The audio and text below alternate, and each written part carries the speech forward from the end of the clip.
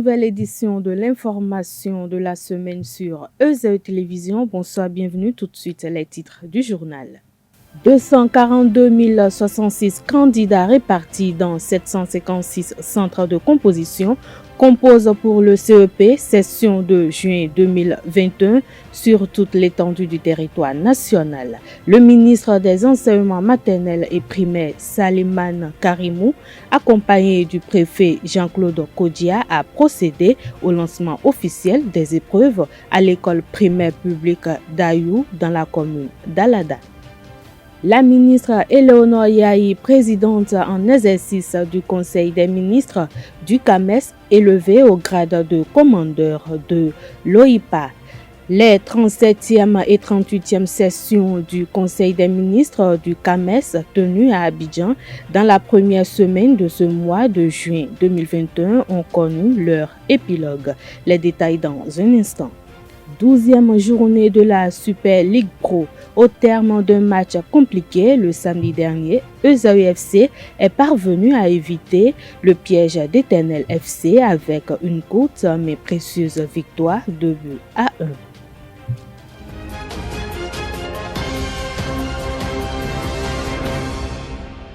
À nouveau, bonsoir. Les candidats à l'examen du certificat d'études primaires CEP planchent depuis cette matinée du 7 juin 2021 pour ce premier examen qui leur ouvre les portes des collèges. Le ministre des Enseignements maternels et primaires, Salimane Karimou, accompagné du préfet Jean-Claude Kodia, a procédé au lancement officiel des épreuves à l'école primaire publique d'Ayou dans la commune d'Alada, département de l'Atlantique. Je vous invite à suivre le message du ministre Salimane Karimou à l'endroit des candidats. L'examen du certificat d'études primaires CEP, session de juin 2021, démarre demain lundi 7 juin 2021 à partir de 7 h sur toute l'étendue du territoire national.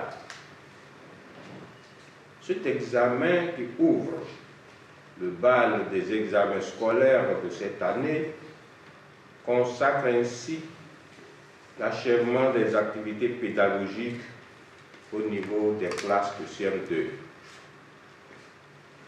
En prélude à cet important événement qui marque un tournant décisif dans la vie scolaire de nos jeunes apprenants en fin de cycle primaire, je voudrais exprimer ma profonde reconnaissance ainsi que celle de toute la communauté éducative au président de la République, son Excellence M. Patrice Talon, et à son gouvernement pour les nombreux investissements faits et qui aboutissent aujourd'hui à la tenue effective de cette évaluation certificative qu'est le CEP. J'adresse par la même occasion mes sincères remerciements aux différents acteurs de l'école béninoise pour leur soutien permanent, le sens élevé de responsabilité et l'esprit de sacrifice dont ils ont fait montre tout au long de cette année. Chers compatriotes, comme vous le savez, nous achevons l'année scolaire dans un contexte toujours marqué par la pandémie du coronavirus Covid-19. Cependant, comme je l'avais souligné lors de la séance de tirage public des épreuves d'éducation artistique et d'éducation physique et sportive, non seulement nous avons appris à vivre avec le virus de la Covid-19, ses effets et ses capacités de nuisance morale et psychologique ont été atténués chez nos apprenants, nos adolescents, nos enfants par la riposte très énergique et vivace menée par le gouvernement, les différents partenaires techniques et financiers et la société civile dans son ensemble. En cette veille du lancement officiel de l'examen du certificat d'études primaires session juin 2021, qui permettra à nos enfants d'obtenir leur tout premier diplôme académique, je m'en voudrais de ne pas évoquer quelques statistiques relatives. On peut retenir que le nombre d'inscrits à l'examen du CEP cette année fait un total de 242 066 candidats, dont 113 540 filles, tous répartis dans 756 centres du territoire national. Les candidats à besoins spécifiques sont au nombre de 85. Après ce bref aperçu des statistiques, il me paraît impérieux de m'adresser spécifiquement à vous, chers enfants candidats, pour vous rassurer que les dispositions utiles sont prises pour que votre examen se déroule normalement et dans la quiétude. Soyez donc sereins, décontractés et ne cédez pas à la panique. Cette année, tout comme celle passée, le gouvernement a mis à votre disposition de gel hydroalcoolique pour le lavage des mains. Veillez au respect des règles de distanciation sociale et du port de masque pour être totalement en sécurité. En ce qui concerne l'examen, n'oubliez pas les consignes et conseils que vous ont laissés vos maîtres. L'examen n'est pas différent des évaluations en classe. Restons toujours dans le cadre de la composition du CEP examen national. Le journaliste essayiste Claude Urbain Plagbeto n'en voit plus l'utilité dans un pays où ce diplôme n'est plus sollicité à un concours ou test de recrutement. Interrogé sur la question, Alphonse Moïse Sout partage entièrement cet avis et le soutient. Je vous invite à suivre un extrait de son argumentaire ce matin dans l'émission matinale Free Matin. Je ne sais pas ce qu'on va faire avec le CEP. On n'a plus besoin de CEP aujourd'hui pour recruter des gens. Le minimum, c'est le BPC. Même pour être chauffeur, aujourd'hui, on vous exige de savoir lire et écrire. Donc, c'est le BPC. Et je crois que c'est un gaspillage d'argent. Dans d'autres pays, on a déjà supprimé ce diplôme-là. On vous donne de bulletin de passage du CM2 en 6e. Dites-moi, quand vous avez le CEP, ça vous donne quoi? Nous avons eu le CEP, ça n'a pas suffi. On a eu le BPC, ça n'a pas suffi. On a eu le bac, ça n'a pas suffi. On a eu la licence, ça n'a pas suffi. On dit de faire le master, on a fait, ça n'a pas suffi. On va nous dire encore de faire la thèse. Donc, il faudrait que ces diplômes-là, parce que sur votre CV, vous n'avez même plus besoin d'écrire ça, ni le CEP, ni le BPC. On vous demande de commencer par le bac. Donc, je crois que si le CEP ne donne plus droit à l'emploi ou quelque formation que ce soit, il faut le supprimer et donner aux enfants des bulletins de passage au collège. C'est plus simple. Ça permettra à l'État de gagner des milliards parce qu'on engloutit des milliards dans l'organisation de cet examen-là. Et au final, ça ne donne rien. Il y a des enfants qui sont au CM2, qui travaillent bien. L'examen, c'est une affaire de chance. Vous pouvez être premier de votre classe, aller à un examen et échouer. Donc, je crois que dans les réformes, le chef de l'État a annoncé qu'il y aura des réformes dans le système éducatif. Notamment, on a déjà commencé avec EducMaster, ce qui a créé des grincements dedans par rapport aux différentes commissions de surveillance et de correction du PPC. Je crois qu'il faut déjà introduire cette réforme où il faut supprimer carrément le CEP et donner la possibilité aux enfants d'aller au collège. Vous avez vu avec la Covid-19 en France, l'année dernière, je crois que les enfants n'ont pas passé le BPC, et même le bac, les enfants n'ont pas passé les examens. On a tenu compte des moyennes de classe pour les faire passer. Donc, c'est dire qu'à un moment donné, si on fait cela pour le bac, pourquoi on va encore obliger les enfants à passer l'examen et recruter des gens? C'est vrai que c'est un business pour certaines personnes. Quand on va commencer par dire ici qu'il faut supprimer le CEP, vous allez voir, les gens vont sortir le couteau des vestiaires pour estimer qu'on ne peut pas dire ça, parce que là aussi c'est un marché pour beaucoup de personnes. Il y a opportunité de supprimer le CEP, parce que Georges l'a rappelé, quand vous quittez, c'est un cycle pour un nouveau cycle. Mais on peut avoir le CEP, ne pas savoir lire, ne pas savoir écrire. Vous voyez, il a le diplôme, mais en réalité, il n'a pas les capacités qu'il faut. Parce qu'on dit approche par compétence, il faut développer chez l'enfant les compétences qu'il a. Il peut être mauvais en mathématiques et être bon en français.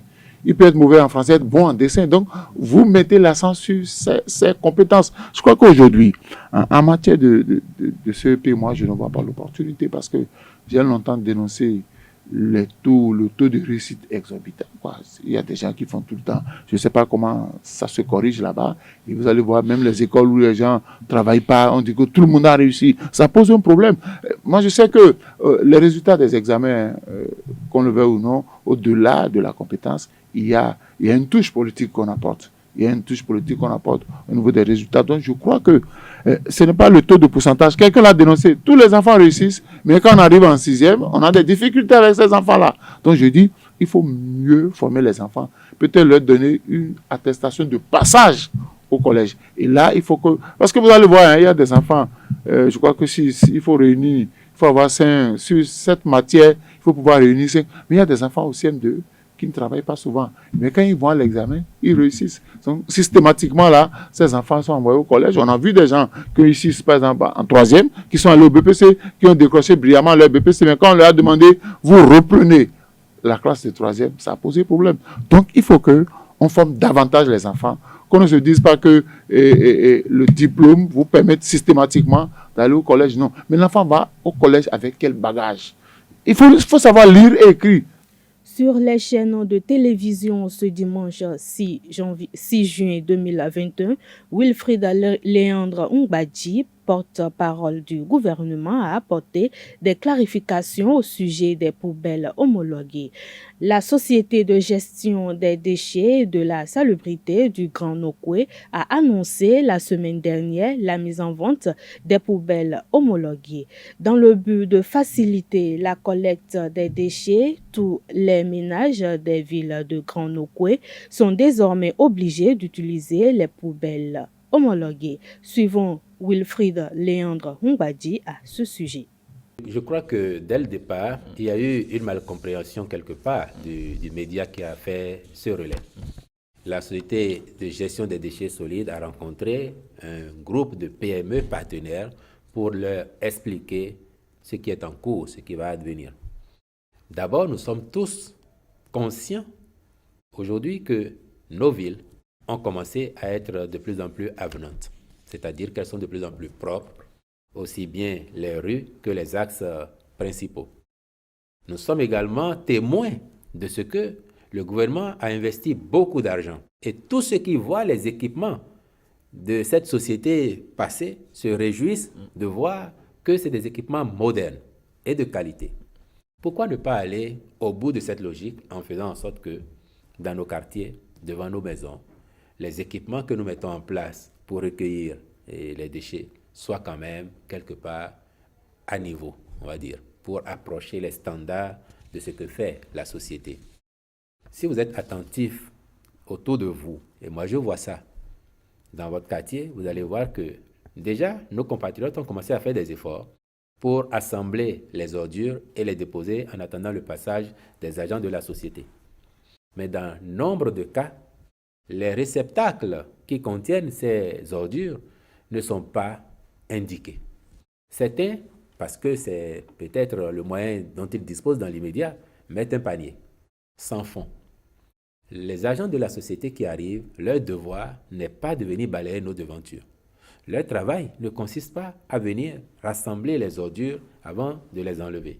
Elles doivent être déjà assemblées et on nous encourage même à les trier. Donc, ce que la société demande, c'est que chaque ménage, ou en tout cas un groupe de ménages, qu'on fasse en sorte que devant une maison ou dans les environs, il y ait une poubelle, comme elle dit, homologuée. Parce que cela correspond aux équipements qu'elle a, la facilité de les soulever, de les vider pour les déposer. Et ce qui est dit, en fait, ce n'est pas l'obligation d'aller prendre une poubelle à 25 000. C'est l'obligation d'avoir une poubelle homologuée, une poubelle qui corresponde aux standards de la société. Après, vous pouvez aller partout chercher votre poubelle. Si vous la trouvez à moins de 25 000, libre à vous de la prendre. Mais j'ai pu dire, et je confirme, que la société, les 25 000 qu'elle indique aujourd'hui, sont inférieurs au prix pratiqué sur le marché pour la même gamme de poubelles. Que ce soit dans nos marchés, dans Tokpa, Saint-Michel ou dans les grandes surfaces. Mais au demeurant, Mais au demeurant, la finalité de l'action de la société de gestion des déchets solides, c'est quoi? C'est de nous débarrasser des ordures. C'est de nous débarrasser des déchets solides ménagers. C'est de faire en sorte que le cadre de vie soit de plus en plus propre, de plus en plus attrayant. La société, si elle rentre dans une rue et qu'elle a, par exemple, 100 habitations, mais qu'il y a 70 ou 80 poubelles qui recueillent les ordures de toute habitation, la société ne s'en plaindrait pas. Et donc, une réflexion consisterait, par exemple, dans une maison où il y a peut-être 10 locataires. Pourquoi ils ne s'entendraient pas pour prendre une poubelle de 25 000 et la mettre au portail? Si dans la rue, on voit un pâté de maisons et que 2, 3, 4 personnes propriétaires décident de se mettre ensemble pour prendre une poubelle homologuée, une poubelle aux normes, et la poser à un endroit où chaque habitation peut rapidement la rejoindre, que les habitants de ces maisons aillent déposer leurs ordures, cela ne gênerait pas la société. Dans tous les cas, donc, ce qui préoccupe, c'est d'avoir des réceptacles convenables pour que les ordures ne se dispersent plus n'importe comment et que les agents de la société ne deviennent pas des balayeurs ou autre chose. Mais 25 000 francs, M. Wilfried Léon-Béji, pour le béninois, c'est difficile. Voilà pourquoi je viens de vous dire que l'on peut mutualiser. Monsieur Pékou, je suis sûr déjà que vous, parce que vous êtes journaliste, sans doute vous en avez un peu plus que la moyenne des Béninois, vous pouvez faire l'effort dans votre rue, si vous pensez qu'il y a des gens pour qui c'est inaccessible, d'acquérir la vôtre et d'en acquérir une autre pour venir en aide. Oui, mais je vais vous donner un exemple pour que vous voyez la dynamique qui est en cours. Quelqu'un a rencontré une compatriote, une de nos compatriotes, une maman retraitée, quelque part dans Calavi récemment. Et puis, elle était heureuse de lui dire « J'ai été payer mes impôts. » Et bon, vous avez payé les impôts, oui, combien? 70 000. Et on lui demande « Mais combien vous aviez l'habitude de payer ?» Elle dit « Je ne payais rien. » Ah oui, mais et alors pourquoi vous êtes allé payer cette fois-ci? Et vous savez la réponse qu'elle a faite? Elle dit « Mais avec tout ce qui se passe de bien dans le pays là, moi je n'ai rien mis dedans, ma contribution. » Et c'est ça qu'il a décidé à aller payer impôt. De la même façon, c'est vrai votre préoccupation, mais pourquoi des gens comme vous, comme moi, ne se disent pas autour d'eux, c'est vrai, là où nous allons là, c'est très ambitieux, c'est très joli, mais tout le monde ne peut pas suivre au même rythme. Moi, si je peux, je prends ma poubelle, je prends pour 2 autres et j'aide. Et si vous le faites dans votre rue, vous ne seriez pas le seul à le faire. Peut-être qu'il y a 2 ou 3 autres, 5 autres comme vous qui seraient en capacité de prendre la leur propre et de prendre encore 2 ou 3. Parce qu'à la fin, si vous vous faites chez vous et que les agents passent et nettoient régulièrement, que c'est bien propre, et que les autres, il y a toujours des ordures qui débordent, ou bien quand on vient soulever, ça se répand, vous n'êtes pas non plus heureux d'être dans cette rue. Et les mouches qui vont se promener par là viendraient se poser sur les nourritures chez vous aussi. Vos enfants peuvent manger cela. Et donc, nous tous, on a intérêt à ce que le cadre de vie il soit assaini.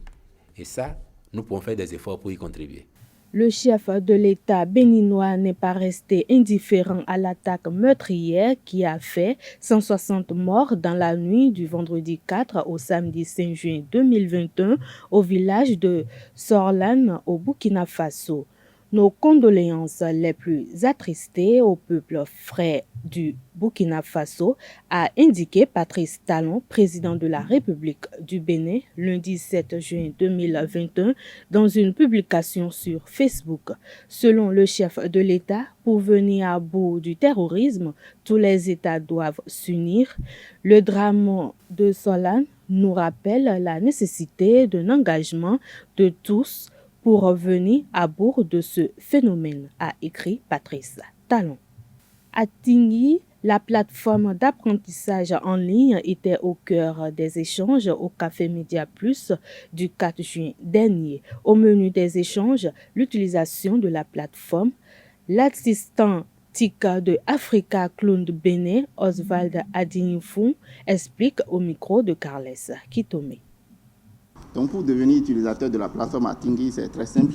Il vous suffirait juste d'avoir une adresse mail et vous tapez dans votre navigateur avec un portable, un ordinateur ou une tablette www.atingui.org Donc, une fois tapé www.atingui.org, vous êtes redirigé vers la page d'accueil de la plateforme Atingui, où vous allez voir dans le coin supérieur gauche un bouton s'inscrire. Donc, il suffit juste d'appuyer sur ce bouton s'inscrire pour renseigner votre adresse mail. Et puis, par la suite, il vous envoie une notification dans votre boîte mail et vous suivez le lien pour, remplir votre profil. Parce que ça va vous poser des questions, nom, prénom, de choisir un mot de passe, quel est votre sexe, quel est votre âge et tout. Et vous renseignez ces informations-là. Très sécurisé parce que ça vient de la GIZ et la GIZ est à cran sur voilà, la protection des données à caractère personnel. On est à cran là-dessus. Oui, par rapport aux offres, je disais tout à l'heure, j'ai cité les grandes catégories. On a des cours, par exemple, sur la gestion d'entreprise, la gestion de projet. Ça va intéresser les PME. Oui, les PME, ça va intéresser les PME parce qu'il y a des cours en gestion de projet, des cours sur le design thinking pour ceux qui font du graphisme, le design thinking pour ceux qui font du graphisme, pour ceux qui font du graphisme, et des cours, sur les plans d'affaires. Toujours pour les PME, les cours sur la nutrition pour ceux qui sont dans le domaine de la santé. Donc il y a plein de cours qui sont disponibles sur la plateforme qui vont intéresser le grand public. Que les certificats sont des certificats qualifiants et non diplômantes. Les certificats qu'on obtient au niveau de la plateforme Atingui sont des certificats qualifiants. Donc si vous êtes étudiant, vous avez déjà peut-être votre licence en gestion de projet, par exemple. Vous allez sur la plateforme, vous suivez encore le cours sur l'introduction à la gestion de projet, vous avez un certificat, c'est un plus-value pour vous. C'est un plus-value. Donc, vous mettez ça dans votre CV, c'est que quand même, si vous vous présentez à un entretien face à quelqu'un qui a le même diplôme que vous, et même vous venez avec un certificat de plus, c'est que à coup sûr, on va partir avec vous parce que vous avez proposé quelque chose de plus que l'autre n'a pas proposé. Oui. Voilà. Photographier les particularités environnementales du Bénin et les mettre sur Internet. C'est le challenge lancé par la Fondation Wikipédia Bénin. Dans cette quête, la Fondation lance pour la 3e fois au Bénin le concours Wiki Love Earth. Chaque année, à partir de mai jusqu'à juin, le monde entier, c'est-à-dire des pays, se portent volontaires pour participer à ce concours. Et donc, c'est un concours photographique qui fait la promotion de la biodiversité. Et pendant un mois, c'est les pays qui se portent volontaires, qui choisissent la période qui les convient. Pendant un mois, 2 mois, et la population, le monde entier est amené alors à faire la photographie de la biodiversité dans tout son ensemble et à la mettre sur Commons. Alors la biodiversité, c'est tout ce que nous avons sur les aires protégées. Et c'est les montagnes, c'est les forêts classées, c'est les forêts classées. Et c'est tout ça que le monde entier, la population est appelée à photographier pour pouvoir faire la promotion de la biodiversité. Et au Bénin, il y a un prix local et à l'international, il y a un prix aussi international. Et donc, à la fin de ce concours, il y a un jury international qui est déjà constitué et qui nous permet de sélectionner les 10 meilleures photos. Et comme l'année dernière, ces 10 meilleures photos vont compétir auprès de plus de 30 pays au monde et pour une évaluation internationale, d'où les meilleures photos au niveau du plan international vont être sorties pour gagner des prix. Et pour participer à ce concours, tout le monde peut y participer. Il suffit juste d'aller sur Wikipédia, vous créez un compte, vous chargez vos photos, vous les décrivez et vous signifiez clairement ce que ça veut dire. Si c'est un arbre, vous dites que c'est un arbre. Si c'est un singe, vous dites que c'est un singe. Si vous avez la précision que c'est un iroko, vous dites que c'est un iroko et ainsi de suite. Et vous remplissez. Le concours reste ouvert jusqu'au 30 juin prochain. La ministre Éléonore Yaye, présidente en exercice au Conseil des ministres du CAMES, élevée au grade de commandeur de l'OIPA. Les 37e et 38e sessions du Conseil des ministres du CAMES tenues à Abidjan dans la première semaine de ce mois de juin 2021 ont connu leur épilogue. Les travaux de ces sessions jumelées se sont bien déroulés. À l'issue, la présidente en exercice, Madame Éléonore Yaye Ladékan, a été fait commandeur de l'Ordre international des palmes académiques du CAMES. Le rapport des experts a été validé. La ministre Eleonore Yaye a passé le témoin au ministre de l'Enseignement supérieur de la Côte d'Ivoire. La prochaine session aura lieu en RDC. La rencontre des chefs d'État est retenue pour se tenir en octobre au Sénégal. Le Bénin abritera les concours d'agrégation cette année 2022. À cet effet, le CAMES suggère la mise en place d'un comité d'organisation. À présent, l'actualité hors de nos frontières à travers la page Inter. Au Nigeria, plus de 2 semaines après de violents combats entre factions djihadistes rivales dans le nord-est du Nigeria, le groupe État islamique en Afrique de l'Ouest, ISWAP, a annoncé la mort d'Abubakar Shekau, le chef historique de Boko Haram, dans un message audio. Ce message confirme notamment qu'Abubakar Shekau a fait sauter sa ceinture d'explosifs pour ne pas avoir à se rendre alors qu'il était assiégé par les hommes de l'ISWAP au cœur de son bastion. Ceux-ci se réjouissent aujourd'hui de sa mort et dénoncent dans leur message les atrocités inimaginables commises par Abubakar Shekau. Ces méthodes sanguinaires, notamment envers les civils musulmans, avaient déjà précipité la scission du groupe Boko Haram en 2016. Au Tchad, la préparation du 10e congrès extraordinaire du mouvement patriotique du salut, le parti du défunt président Idrissa Déby Itno, provoque des remous. Convoqué en l'absence du secrétaire général, il risque de laisser sur le carreau beaucoup de dignitaires du régime précédent et pourrait aboutir à un renouvellement de la classe politique. Le 10e congrès extraordinaire prévu du 12 au 13 juin prochain aura pour objectif de redynamiser le mouvement patriotique du salut. Il a été convoqué par une décision signée de la main de l'adjointe au secrétaire général du parti, alors que c'est un autre secrétaire général adjoint qui doit présider le comité d'organisation au sein duquel on retrouve les grands noms du parti d'Idrissa Déby. L'éruption du volcan Nyiragongo en RDC a de multiples conséquences économiques, notamment sur la filière café. La récolte qui a lieu en ce moment dans la région arrive encore à se faire, mais le traitement des grains de café et leur acheminement prend lui du retard. Résultat, les planteurs risquent de perdre de l'argent. La désorganisation de la filière café touche avant tout les planteurs. À cause des difficultés à circuler, le grain de café récolté ne peuvent pas être acheminés vers les stations de tri et de lavage. Le traitement se fait donc chez les producteurs, mais de manière plus artisanale. Et cela fait baisser les prix, explique Emmanuel Rwakagara, fondateur de la société Virunga Coffee. Autre conséquence, les planteurs ont plus de mal à vendre leurs récoltes car les acheteurs n'ont pas de liquidité pour les payer. Ces problèmes de financement pèsent aussi sur les exportations, ajoute Emmanuel Rwakagara. Sport pour mettre un terme à cette édition.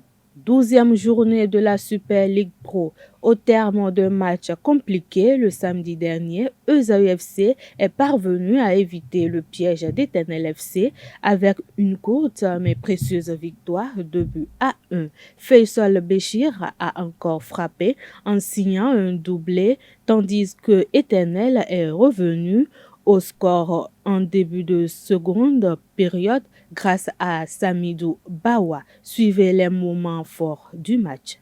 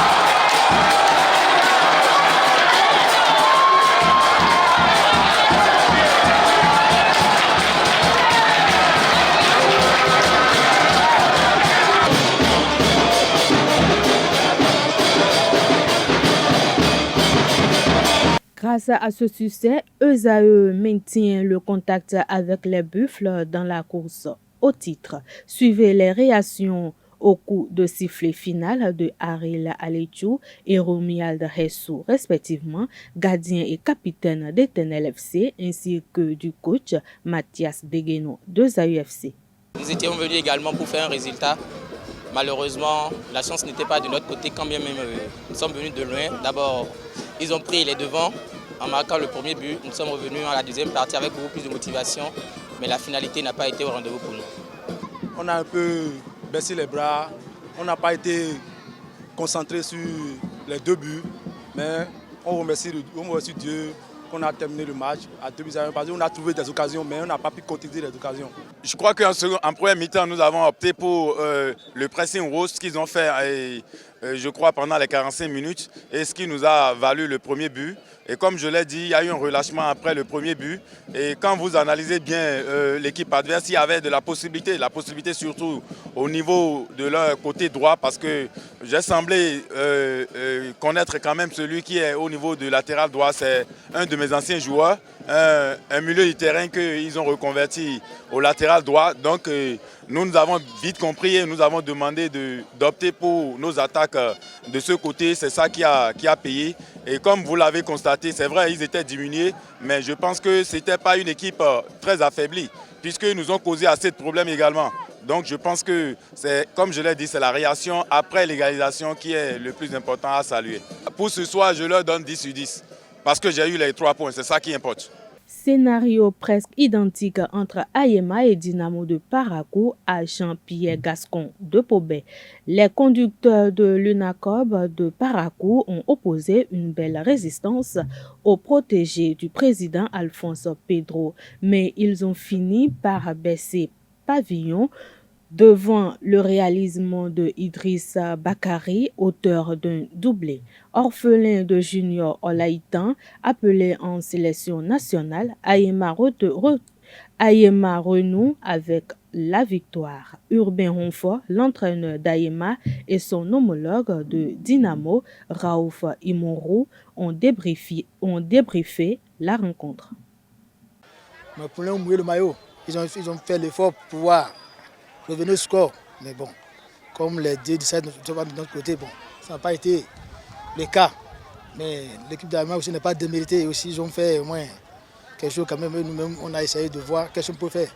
Bon, finalement, ce qui est déjà décidé, on ne peut pas refuser ce qui est déjà décidé. C'est ça qui est passé. On a eu une fin de match difficile, compliquée. Parce qu'on avait un joueur qui est blessé, mais malheureusement on a déjà épuisé nos 3 temps de changement, donc on ne pouvait plus le remplacer. On a pratiquement joué à 10 les 15 dernières minutes, donc on a souffert. Mais Dieu merci, en première partie, on a su marquer ce petit but qui nous a mis devant. Et en deuxième partie, on a marqué le deuxième but. C'est ça quand même qui nous a permis de tenir. Parce que si on était encore à 1 ou 0-0, je ne pense pas que ce match-là, on aurait quand même pu le gagner. Il faut aussi quand même féliciter l'équipe en face qui nous a créé énormément de problèmes, surtout en deuxième partie. On a souffert énormément, mais les joueurs ont tenu. C'est notre première victoire de la phase retour, ça. On va bien savoir, on est content parce qu'on a perdu, on a fait nul, maintenant on a gagné. On est très content, même si dans le contenu aussi, on a pêché énormément par les mauvaises passes, par l'inefficacité devant les buts. Mais je pense quand même dans l'ensemble, on est content d'avoir pris les 3 points, même si la césarienne fut difficile, comme vous l'avez dit. Effectivement, vous enlevez Junior. Junior, c'est monsieur 50% de l'équipe. Junior, c'est le meilleur buteur de Ayema lors de la phase aller. Junior, c'est le meilleur passeur. Junior, c'est celui quand même qui nous éclaire le jeu. Et puis, moi, je suis content pour lui qu'il soit à l'équipe nationale. C'est mieux là-bas qu'ici. Et je pense que la progression qu'un joueur doit chercher pour son joueur, c'est qu'il est en équipe nationale. Il est bien là, il n'a qu'à y rester. Nous, on va se battre ici avec les armes que nous avons essayé de gagner. C'est vrai qu'il nous manque, c'est vrai qu'on souffre sans lui, mais je préfère qu'il soit là-bas qu'il soit ici. Dans les autres matchs, Buffle a étrillé à Sauce 3-0. Dragon a réalisé une belle opération en allant battre Béké 1-0 à Candy. Belle opération également pour les requins de l'Atlantique qui ont pris le meilleur sur Audio à Lokossa 2-0. Damissa FC a tenu en échec à Cesse de Cotonou un but partout à René Pleven. Les écureuils du Bénin vont répéter les gammes ce mardi en amical face au Chipolopolo de la Zambie en prélude à leur éventuelle confrontation avec la Sierra Leone pour le compte du dernier billet qualificatif à la CAN Cameroun 2021. À la veille du match, les deux équipes étaient en conférence de presse d'avant-match. Le sélectionneur du Bénin, Michel Dissué, a fait le point du stage de préparation. Il a par ailleurs expliqué le choix de la Zambie. Ça fait 2 semaines qu'on a commencé le travail, puisqu'on a récupéré les joueurs qui avaient fini plus tôt leur championnat et qui avaient besoin aussi de travailler pour être maintenus dans un état physique qui soit satisfaisant. Donc ça fait 2 semaines.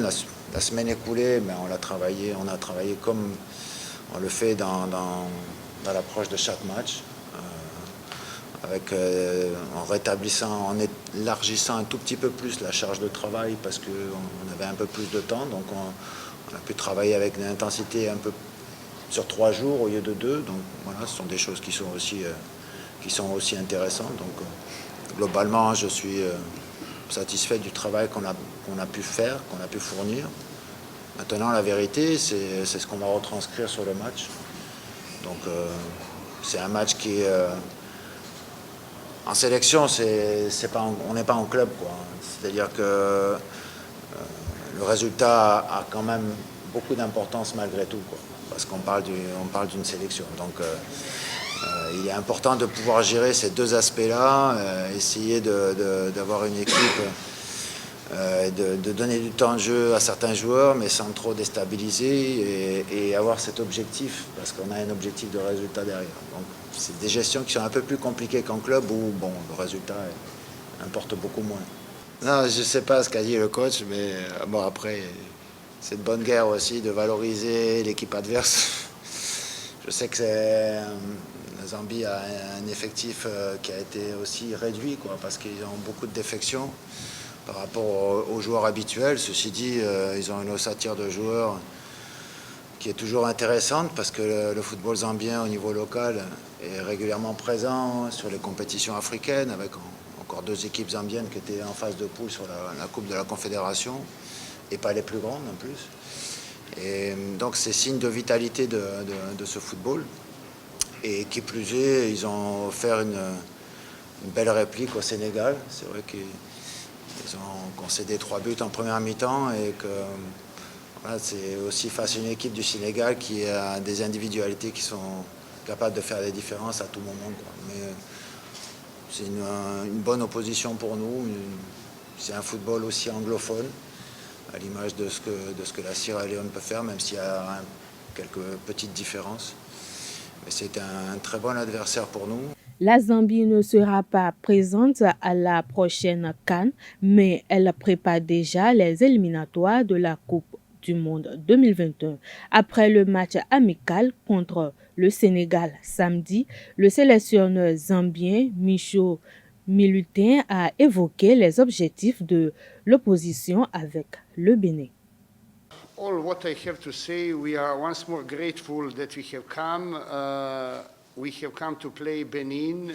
J'aimerais d'abord me focaliser sur le match de demain, mais puisque vous me demandez de faire un peu marche arrière et parler de cette rencontre face au Sénégal, j'aimerais dire que c'est un match entre 2 équipes qui ont des missions complètement différentes. Il y en a une qui est qualifiée à la Coupe d'Afrique des Nations et l'autre que nous sommes bien entendu la Zambie qui n'est pas qualifiée à la Coupe d'Afrique des Nations.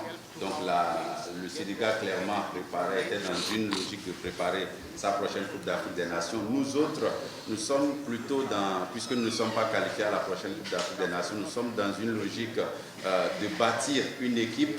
Déjà, on a affronté le Sénégal sans beaucoup de nos cadres, donc nous avons joué avec beaucoup de nouveaux joueurs qui étaient aussi là, sans doute donc pour arracher des places de titulaires au sein de cette équipe zambienne. Notre mission principale, c'est de bâtir une équipe forte pour pouvoir donc aborder les éliminatoires de la prochaine Coupe du Monde que nous visons très sincèrement en Zambie, même si la Coupe d'Afrique des Nations n'a pas été possible pour nous. Donc c'est autour de cela. revenant sur le match face au Sénégal, donc nous avons eu une première partie assez difficile face à l'équipe du Sénégal, mais en deuxième partie, nous avons eu une partie vraiment belle.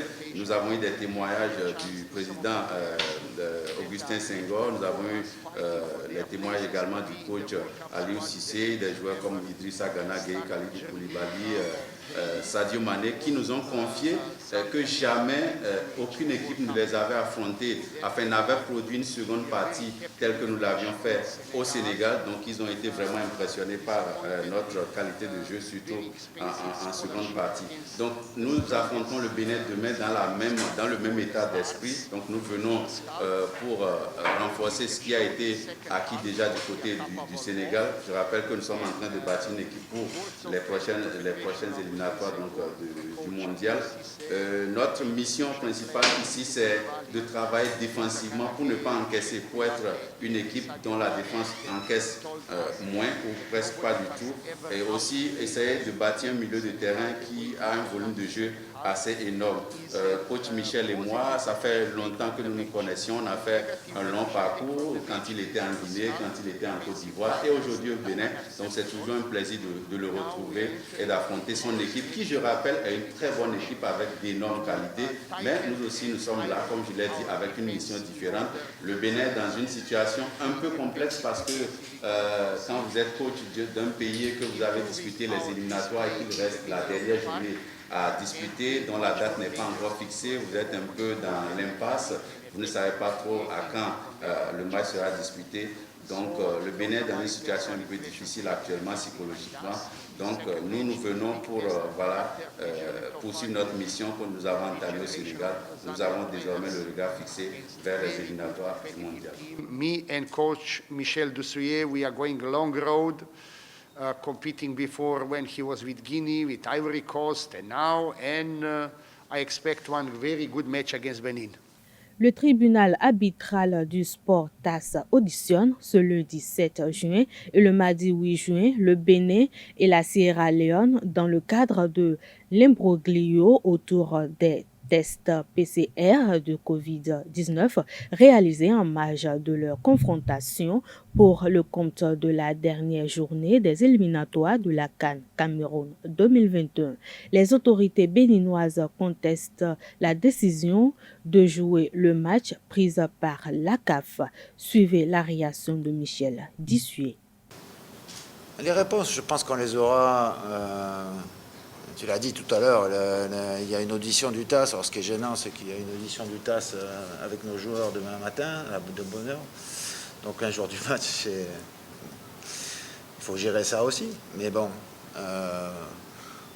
après, j'attends rien de particulier. Chacun peut penser tout ce qu'il veut. J'ai toujours dit une chose simple. Je pense que dans cette affaire, la seule chose que l'on puisse clairement dire pour moi, c'est que la tentative de tricherie, elle a été avérée. Et que par rapport à cette tentative de tricherie, on ne peut pas laisser passer et on ne peut pas ne pas sanctionner. La hauteur de la sanction, c'est pas moi qui décide de ça, quoi. Donc, si ils estiment que le match doit être joué, on rejouera ce match et on doit se tenir prêt pour ça, quoi. Donc, je reviens toujours à ce que je dis. Là, on est focus sur le match de demain soir. Après le match de demain soir, on verra bien ce qui se passera. Et c'est pas une situation qui est facile, c'est vrai, parce que quand on est dans le flou, l'attitude, on n'a pas un objectif qui est très clair et très défini.